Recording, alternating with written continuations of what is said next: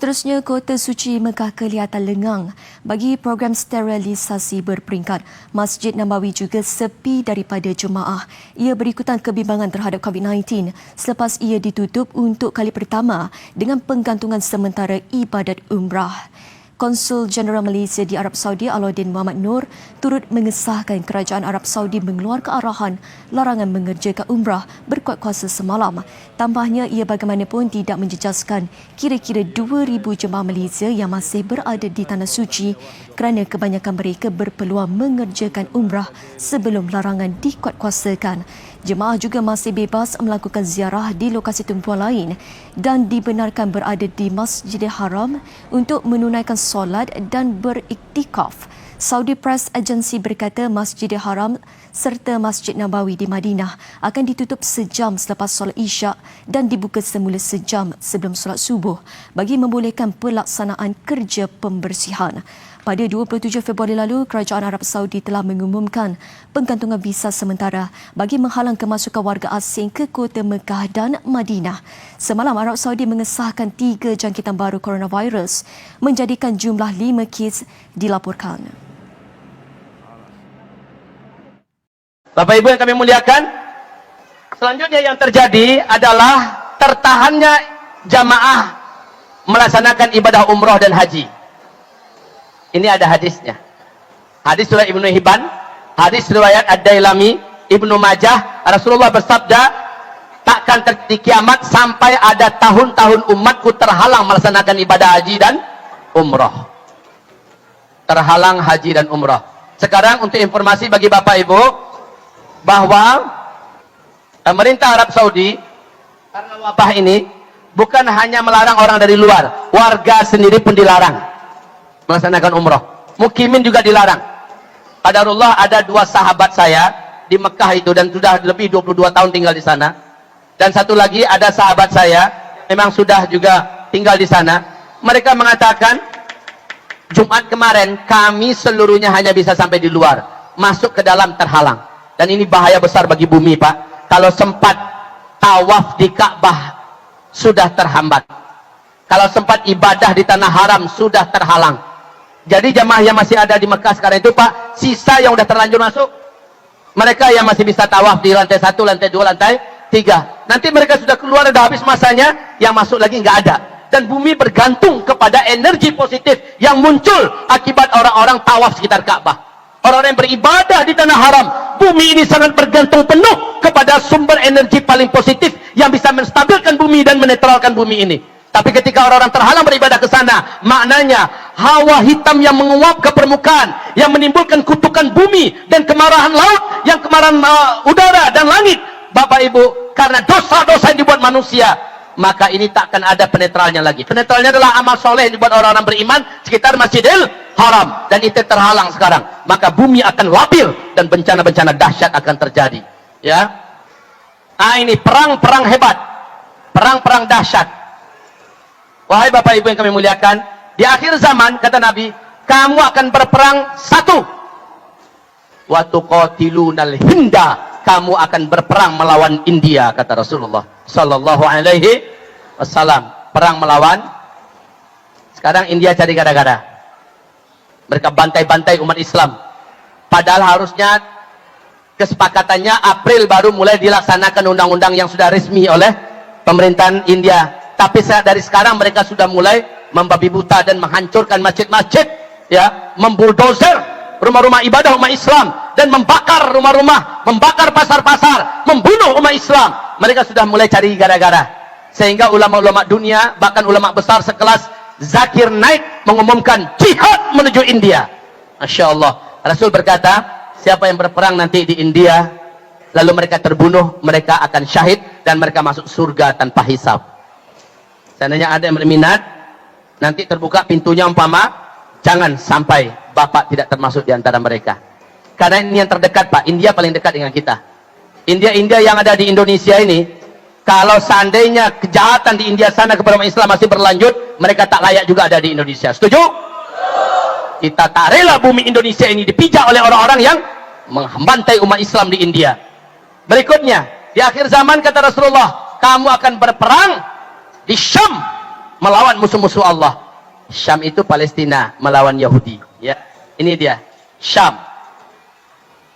Satu, Palestina melawan Yahudi. Dua, Suriah melawan Syiah. Ya. Siapa yang terbunuh di antara mereka, mereka syahid dan mereka masuk surga tanpa hisab. Demikian Rasulullah SAW bersabda. Dan perang besar ketiga, yaitu kamu akan berperang melawan suatu bangsa, matanya sipit, hidungnya sepet. Sepet apa? Nauzubillah. Apa nama? Pesek. Hidung mereka pesek, mata mereka sipit. Ya. Kemudian warna kulit mereka putih pucat dan ada kemerah-merahannya. Nabi mengatakan demikian. Berarti ini adalah, kemudian di sini nanti akan terjadi, tak lama kemudian akan terjadi PD3, perang dunia ketiga. Kemudian terjadi berikutnya perang Armageddon atau Malhamah Al-Kubra. Ya. Di masa-masa ini terjadi perang Al-Malhamah Al-Kubra. La haula wala quwata illa billah. Perang. Ini adalah perang-perang yang mengerikan. Kemudian terjadilah pembunuhan seorang lelaki yang paling terkenal di dunia, paling dicintai orang-orang beriman. Kematiannya dengan cara dibunuh. Marah orang-orang beriman satu bumi, marah seluruh malaikat yang ada di langit. Dan Allah menghibur setelah matinya laki-laki yang beriman ini. Rasulullah menyebutkan nafsun zakiyah, lelaki yang memiliki jiwa yang mulia. Dia mati dengan cara dibunuh. Langsung dihibur oleh Allah. Terdengarlah kabar Al-Mahdi di baiat di depan Ka'bah. Dan memang Al-Mahdi nanti, oh ya, ini belum saya sebutkan, gempa-gempa dahsyat. Gempa-gempa di Mekah, Madinah, ya, gempa-gempa dan bencana-bencana alam di seluruh bumi.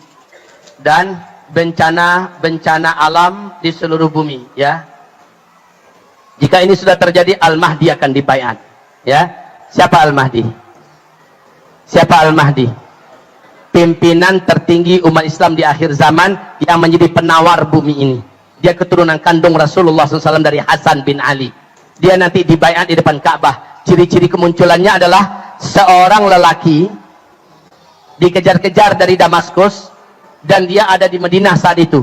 Dia lari ke Mekah. Yang mengejar sampai di Madinah dan terus menuju ke Mekah mengejar laki-laki tersebut. Yang mengejar sampai di kota Al-Baida, sebuah kota kecil perbatasan Mekah Madinah. Saat mereka di Al-Baida, Allah gempakan Al-Baida, terbelahlah tanah di kota Al-Baida. Seluruh kota, bangunan, toko, penduduk, masyarakat, dan yang mengejar tenggelam di Al-Baida. Maka laki-laki yang dikejar yang sudah masuk Mekah itulah Al-Mahdi. Itu cirinya. Kalau bukan itu cirinya berarti bukan Al-Mahdi itu.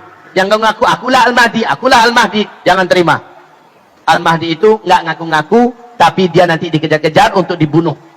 Baik Bapak Ibu yang kami muliakan, baru setelah itu terjadilah hantaman meteor. Hantaman meteor. Ini yang menimbulkan dukhan.